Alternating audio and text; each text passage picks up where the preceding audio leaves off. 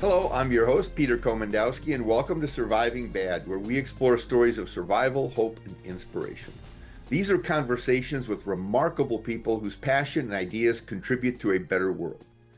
Today, we're going to talk about the importance of grandparenting with Dr. Robert Shreck.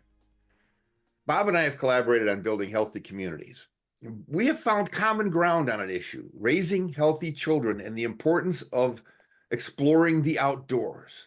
Now, it sounds like an interesting combination, but a major challenge to connecting children with the natural world is the current obsession with social media and virtual reality. Grandparents have a unique role, not only in children's lives, but as a historical reference point.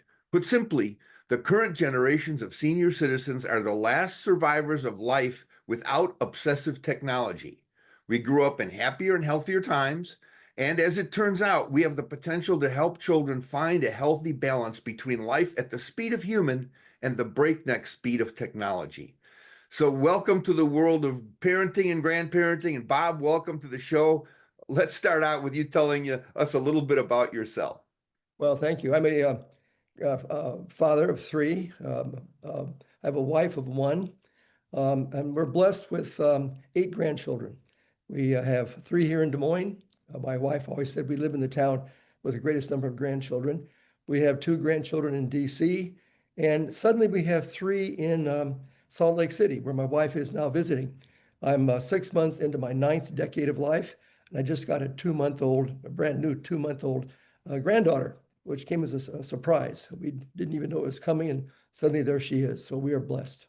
I'm also a retired doctor here in Des Moines, and very much interested in the role of grandparents.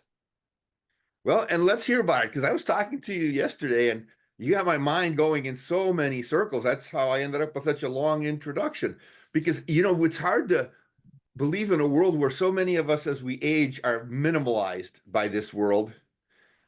But how important that becomes when you start experiencing your grandchildren. Now, I don't want to turn people off to the show that have no children, because it also matters with young parents. It matters with your friends. We're finding this distraction from what I call living at the speed of human pretty pervasive.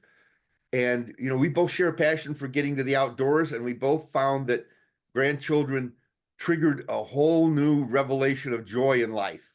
Let us talk to us a little bit about that. Well, I like you, was the beneficiary of a stay-at-home mother. My wife was a stay-at-home mother. And like you say, those days are past. We are now in an era of 2-income families. There are exceptions, and they're fortunate, but they're the distinct minority, or 2-income families. So who's there to take care of the kids? You can hire a nanny, you can have latchkey kids that take care of themselves, but there's been a unique role throughout history for grandparents in the family. In fact, there's what's current in evolutionary biology is the grandmother hypothesis, and that is that the grandmothers perform a unique role in the lives of the grandchildren. To give you some of the details here, first of all, this whole question of the grandmother hypothesis came up because humans are the only species where the female loses their reproductive capacity halfway through life. They still have 20 to 40 years of life remaining. That's a huge drain to feed those people, take care of those people. So why did this happen? What became of this? Well, the theory is that evolutionary biology, through natural selection, favored longevity at menopause because the grandmothers help the grandchildren thrive. They help with their nutrition, they feed them, they gather food for them, they provide childcare and protection, they provide knowledge transmission, which can be by example or actually didactic, and they provide a maternal mortality buffering. If the mother fails or leaves, the grandmother's around to protect the children. So basically what they do is the benefits of grandmother's involvement over time, she's basically ensuring the health and welfare of her own genetic line. Interestingly, it's the maternal grandmother is more important than the paternal one for social reasons. And there is a grandfather effect, but it's in a much different venue and not nearly as strong as the grandmother effect. And there's lots of evidence in current society and previous societies of this effect and benefit. So that's the grandmother hypothesis. And of course, what I'd be interested in today is talking about in what ways that hypothesis is under strain or being disrupted or being taken away. Yeah, one of the keynote things we'll talk about after the break, we'll need a short break soon, is the fact that their children and young parents are living in a world with a lot more stress than we had when we were young. Maybe when we come back after the break, you can talk about some of those differences and how we're coping with that. Stay tuned. You don't want to miss this. We'll see you all after the break.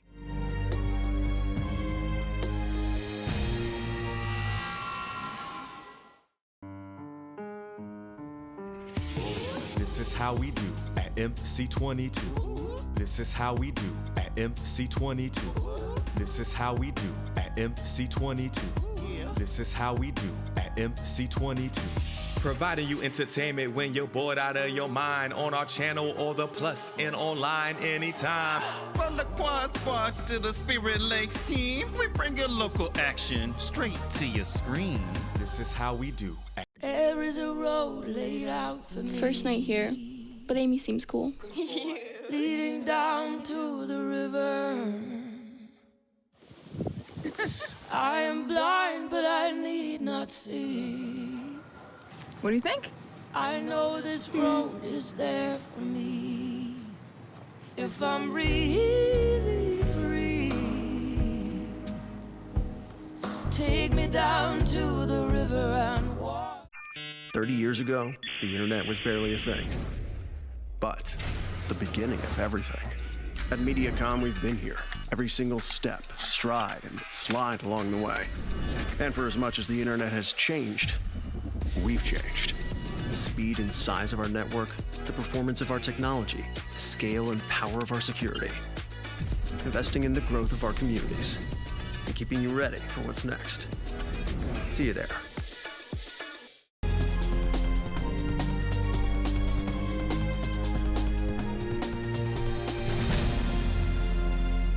Welcome back to Surviving Bad. I'm your host, Peter Komendowski, and we're talking with Dr. Robert Shreck, Bob as I call him, about grandparents and senior citizens and the important role we have to help children find a healthy balance in play and life. Bob, you were referring to some of the challenges, and what do you have to say about that? Well, the grandmother hypothesis is, I think, a very real phenomenon in society, virtually all societies. But it's under attack, a number of reasons. I made some notes here as well. First of all, as I mentioned earlier, at one time there were a lot of stay-at-home mothers and stay-at-home grandmothers. Now we have two-income families are basically the rule. There are even grandmothers that are working, so they are not quite as available as they once were.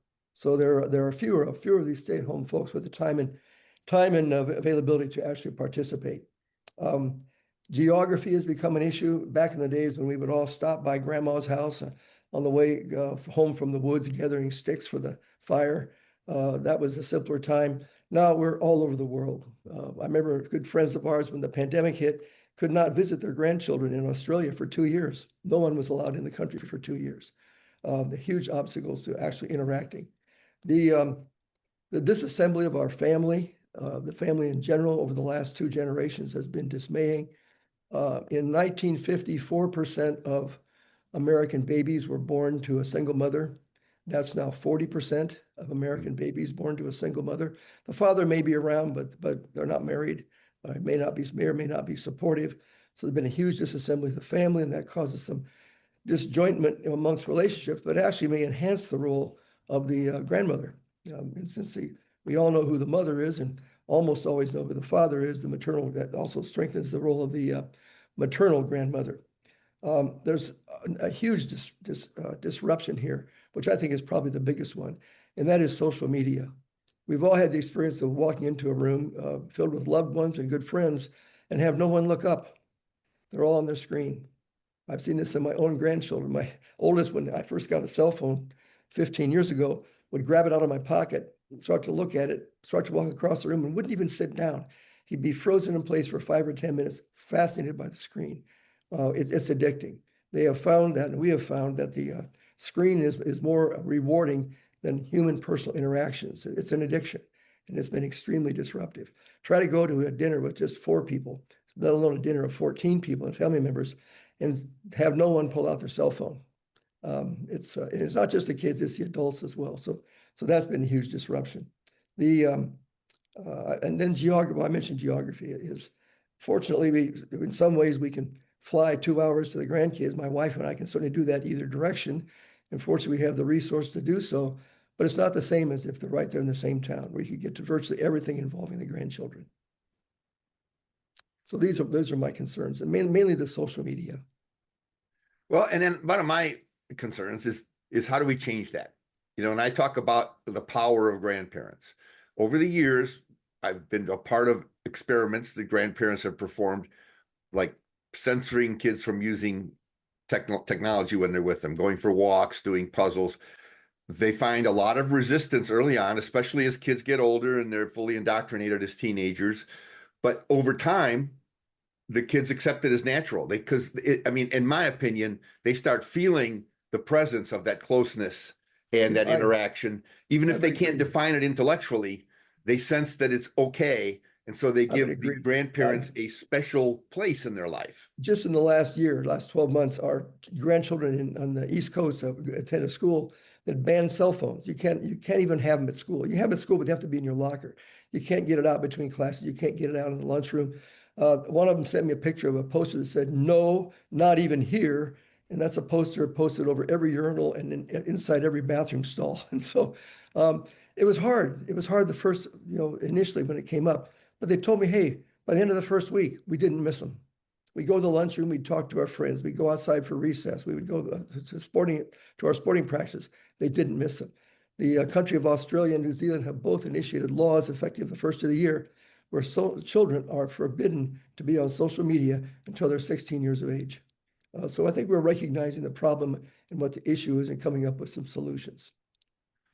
Now, I feel strongly, but I don't know how you feel about it. I feel strongly that we represent the last generations of people that actually lived, that can compare a life with technology and this obsession to one without all these tools, except maybe a black and white TV or a color TV at their inception.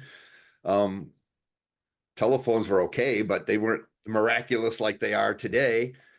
So I think that, there's a really important part of cultural history here for the American family, for the grandparents to stand up and even tell the stories of growing up without this stuff, to show the children that if they feel anxiety or stress, that there's a lifestyle that can help you with that, and it's not pushing buttons. Couldn't agree more. And you mentioned earlier our mutual love for the outdoors. We do a family canoe trip every year, and there's 5 to 7 days where there's no cell phones. You can have them. I suppose you could read a book on your Kindle app, but we leave them behind in the car, and it's an incredible experience for the kids. They look forward to it every year, and they enjoy it, and they know what they can do. They know what it's going to be like. Well, we're going to take a short break and come back after the break. Continue this wonderful conversation. I hope as we progress through the show, more and more grandparents are tuning in, and our senior citizen viewers are calling their friends, and our teens are even taking a hard look at what we're talking about, because it's really important. See you all after the break. You don't want to miss this.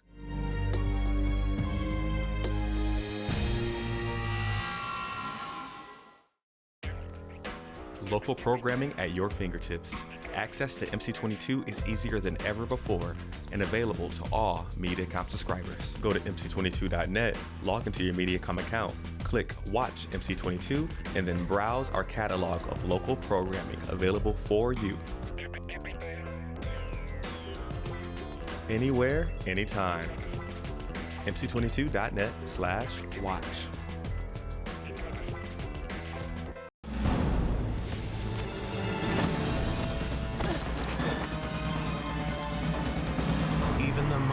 Might not see it coming.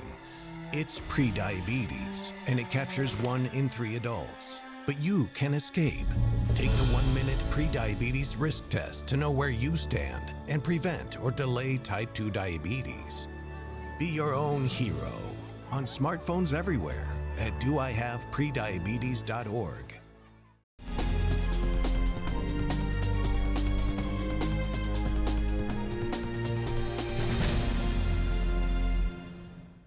Welcome back to Surviving Bad. We're talking about the power of grandparents with Dr. Robert Shreck. Bob, I don't know that my kids, and I love my children dearly, and they are I have no complaints, so I don't want this interpreted in the wrong way, but I don't think they realize how powerful an elixir visiting them and my grandchildren is to me as a grandparent and as a parent. I mean, it wouldn't matter. If they did and they had any sympathy at all, they would let me move in with them so I can spend all this time with them. But nonetheless, there is a powerful healing mechanism there that can be accessed by grandparents, willingly, because so often we fade into sort of the obscurity of the seats on the side of the arena, being there and helpful and stepping in when needed, but staying out of the way most of the time. But maybe that's not necessarily the right choice all the time. No, I echo that 100%. Will quote one of my favorite grandmothers, who's a wife of a good friend of mine, wherein she maintains that your grandchildren are your reward for not having strangled your children when they were teenagers. So I think it's an old joke, but it's a very meaningful one. It's very, very meaningful. In fact, this very family I just mentioned, the grandmother who became a great grandmother and a great great grandmother, was a widow the last 35 years of her life. She had 5 kids. She died at the age of 99. And she spent those 35 years moving from home to home to home to home to home. She spent 2 or 3 months of each year living in the home of each of her kids, and they would all rotate the experience. So she got to see all her grandkids several months each year, 24 hours a day, 7 days a week. Now, that probably happened a lot in the old days. It doesn't happen much anymore. Grandparents commonly want to be have their own life and be apart. They commonly are forced to do so because they have physical or mental frailties, and they have to be institutionalized or in a more structured setting. But I agree. We get a lot out of seeing those kids. It's a tonic and a life restorer. When I'm dealing with 5 and 6-year-olds, which such a youth strengthening experience, I try to focus on, like, because they get attracted to the phone, they like videos, but they're really, all my grandkids are raised on vitamin N nature. They really get out a lot, and they're fortunate to live in areas where they have wonderful access to things outdoors. But I try to focus not on sort of demonizing the technology, but talking about how it can work to benefit us, but not if we, do too much. So we can use it as a resource to study, to check out some information, but then put it away quickly. It seems they adapt to that without a problem, because once their mind is sparked with some imagination, they revert to the human being that's being creative and a thinker instead of just a watcher. But that takes a conscious effort to do that with children. Do you think our parents and grandparents are capable of doing that? Well, I think your children and grandchildren are fortunate, all right, in that regard, because that's obviously important to you, and you promoted that sort of human interaction. Again, going back to our friends who couldn't see their grandchildren for 2 years in Australia, some other very good friends of ours in Salt Lake City have 2 granddaughters. They live in Thailand, where their son is a very prominent fellow there. And but they did for years. It's not so much anymore because the girls are getting lives of their own. But they did for years. They did online visits, 5 minutes, 10 minutes. They did it on an almost daily basis. And they, of course, had to set aside time for everybody to do that. And with a 12-hour time zone difference, there was just a few hours in the day where they could actually do so. They've also they're both retired, the grandparents are. So they've also spent months at a time actually living in Thailand, where they can live very cheaply and economically, just the expense of getting there. Those are examples that you have to go out of your way to do it. I think if you just go with the trend and go with the flow, you're going to end up being just like everyone else. And I must admit myself being addicted to my cell phone, because it was an essential part of my work for many years. It was very much a productivity thing in medicine, saved us a lot of time and energy. I find that I read much more now because I have my Kindle on my phone. It's always with me. I can pull it out and it'll take me right back to the page I left off on. So it's a very handy device, but also very sadistic. You have to conscientiously, deliberately set it aside. I think social media, as I said before, is the greatest obstacle to positive interaction with our friends, family, and especially grandchildren. And as you say, they don't know the difference. They do not. Well, and you pointed out, they do. I mean, FaceTiming with my grandchildren is beautiful. Does it take the place of seeing them? No, but does it help? Yes, because I always talk about a face-to-face contact, sort of like the strumming of a guitar string. And there's some resonance in a string, that how the note sustains in space for a while. So when you do FaceTime, that note's still sustained from the last time you saw them. And so creates this sort of environment where you keep the connection strong, but it by no means comfortably replaces in person, but it does have a great place in it. I mean, a technology is like any tool. If you use a hammer to build a house, you did a good thing. But if you use it to hit yourself in the head, not so smart. Same tool. And cell phones and computers and technology is identical. I mean, Well, it has in the our same family, we do have a family texting thread. Every member of the family old enough to have a cell phone is on that thread. So you have grandparents, parents, and grandchildren, and there'll be 15 or 20 comments a day. So that holds us together literally on an hour by hour basis. It does. That is a beautiful way to use technology in a family. All right, we're going to take a short break. When we return, we're going to ask Bob to share some final comments, insights, and inspiration. Look forward to seeing you all after the break.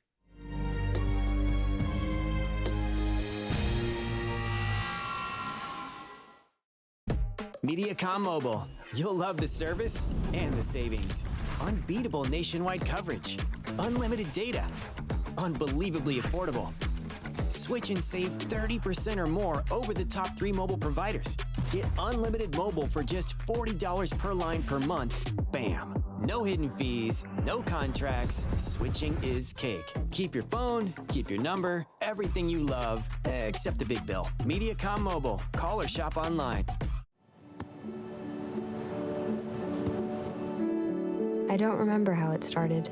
Go to that. Our back and forth. It always came back. Dad!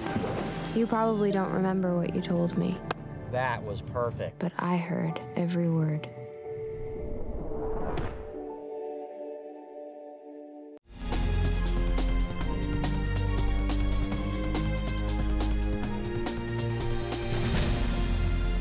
Welcome back. Today on Surviving Dad, we explored the unique role of senior citizens and grandparents as the last generations that lived happily with limited access to technology, and probably healthier than what we're seeing today as well. Let's see what insights and inspiration Bob has to share. All right, Well, Bob. First of all, again, my wife and I are blessed to actually have grandchildren.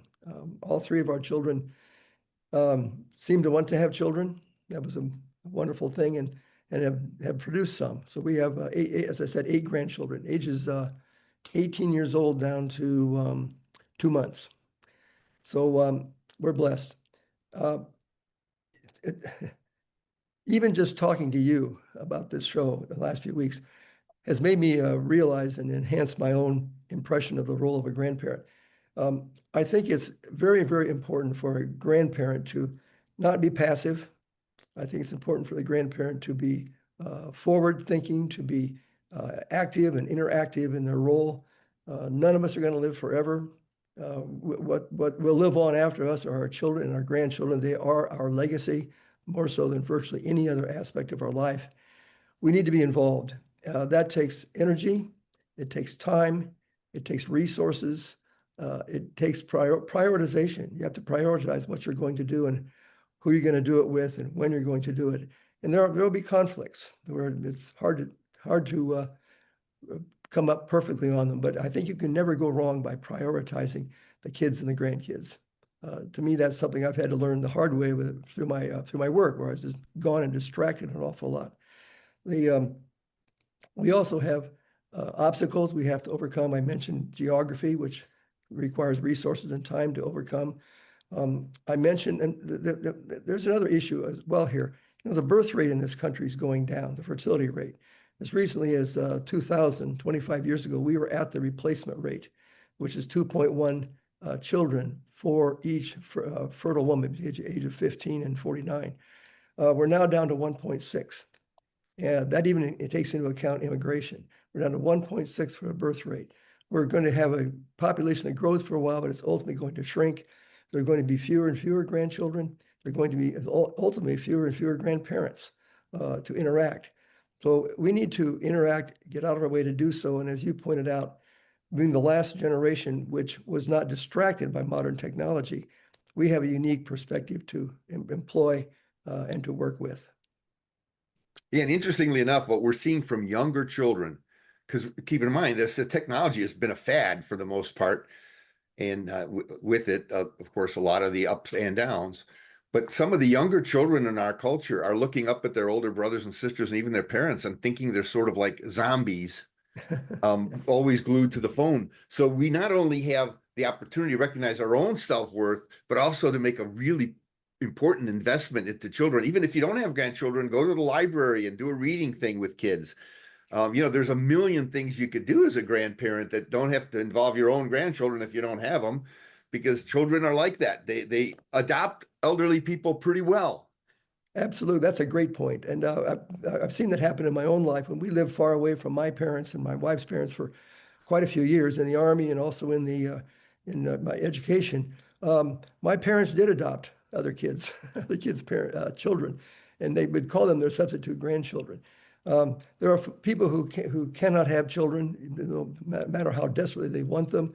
They can perform this same role. There are those who choose not to for many reasons, but they can always have a role and a modeling role and an instructive role, an educational role in the lives of other people's children.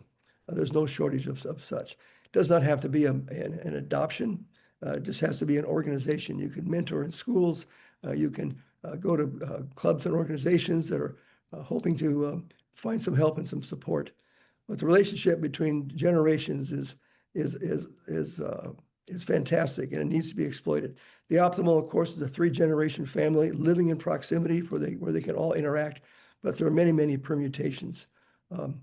It's an honor and a blessing to be a grandfather, and I appreciate the chance to discuss this role with you today. And I thank you so much, because elderly citizens are sometimes an unrealized resource with tremendous potential. And I hope shows like this help bring that out in the open for them so they can get out there and interact with children and young parents and give them the help and guidance that they would certainly appreciate. So thank you so much for being here today, Bob. And thank you all for watching. And thank you, Peter. Appreciate it. You're most welcome.